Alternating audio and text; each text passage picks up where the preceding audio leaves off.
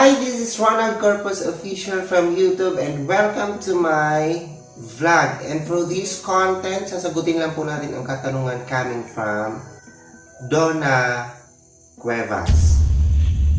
Ang katanungan niya ay, ano po side effects after po mag-deworm? Normal po ba na nagsusuka at nagtatae pagkatapos po i-deworm? At wala pong ganang kumain? So yun po yung tatalakayin natin for this video.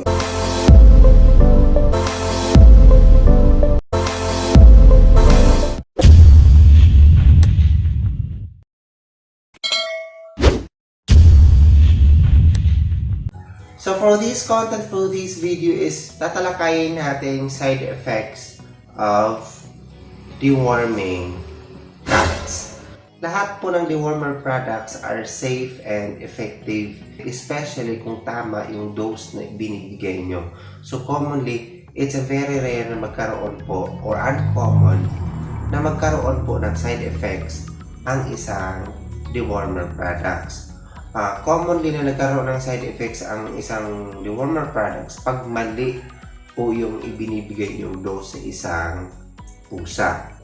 Or depends po sa kalagayan ng health ng isang pusa. Minsan kasi nagdi-deworm tayo na hindi natin alam na meron pala silang iniindang sakit. So nagkakaroon po siya ng side effects. Kung ang situation ay mali po o sobra po yung dose na ibinigay niyo po sa pusa, kaya nagkakaroon ng side effects. Or yung hindi natin alam na ang isang pusa ay meron po siyang iniindang sakit, kaya nagkakaroon ng side effects. So ano yung mga side effects na naranasan ng isang pusa? So even I experienced na yung mga pusa ko nagkaroon po ng side effects after pong dineworm, kasi ako lang nagde-deworm kasi sayang kasi nagpunta ka. So nakakabili kasi tayo ng pang dewormer, so di-deworm natin. So the proper na pag-deworm, una is kikiluhin natin yung isang pusa. So pag ang isang pusa ay nag-edad na siya ng 6 weeks,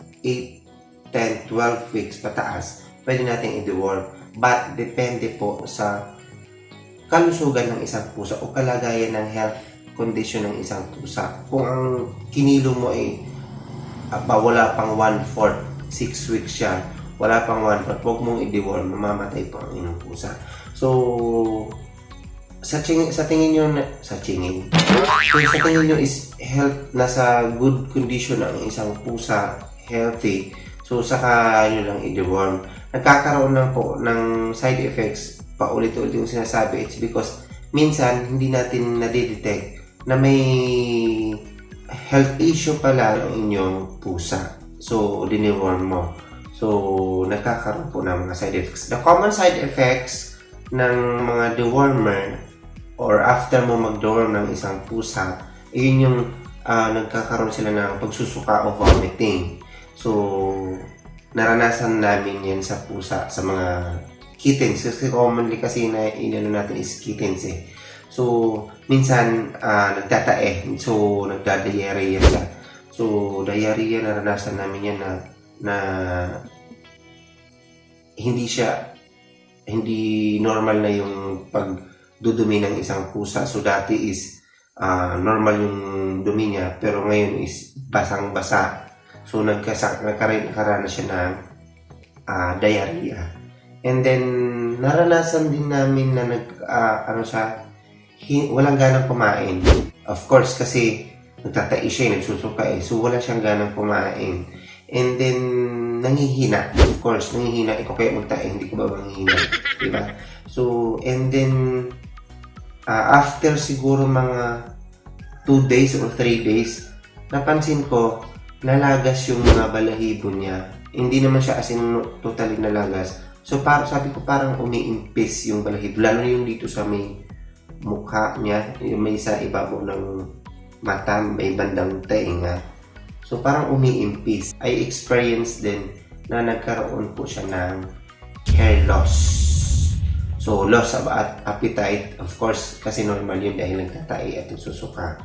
So, yun yung mga side effects na naranasan po ng pagdi-deworm ko ng isang pusa. Kaya, kung maranasan niyo yung unusual behavior na nangyari sa inyong pusa, halimbawa matamlay na, tapos minsan nakakaranas din sila ng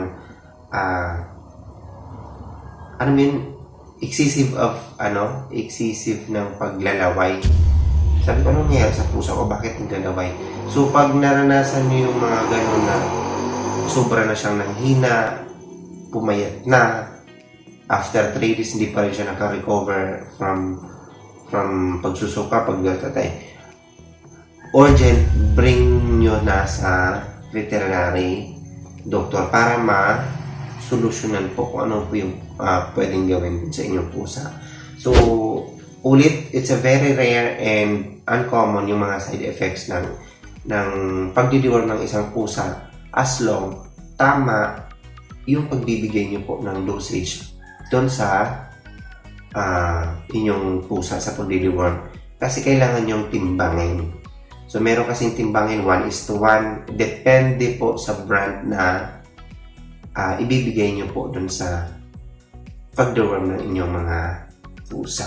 So, ayan, Ma'am Donna Cuevas. So, nasagot ko na po yung inyong katanungan. Mga side effects po ng pagdidiworm ng isang pusa.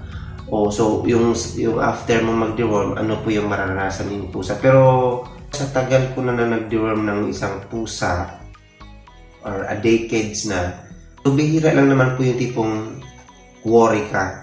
Kasi wala namang ganong ano. So, kung meron man sila magsuka ng taeng, madali naman po siya makarecover. Pero kung ito po ay unusual, after, 3 days na ganito po yung nangyari, bring urgently to veterinary doctor para po ma-solusyonan po yung mga problemang naranasan po sa inyong mga pusa.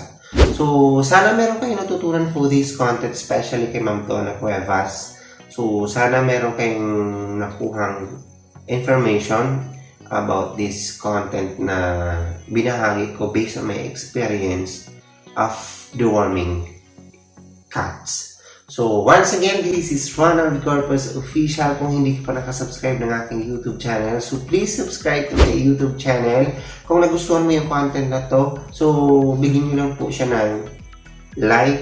And kung ito po ay karapat-dapat i-share, so i-share po natin para po sa kaalaman natin lahat. And mag-leave po kayo ng comment, any suggestion, opinion for the next vlog or any additional information of side effects of deworming cats. So, don't hesitate to leave a comment. And pinaka-importante sa lahat guys is huwag niyong kalimutan i-click ang aking notification bell para updated kayo sa lahat ng video na gagawin ko dito sa YouTube. So, nagpapasalamat po ako ng buong-buo. Hindi po ako magsasawang magpapasalamat sa lahat po ng walang sawang suporta ng aking YouTube channel.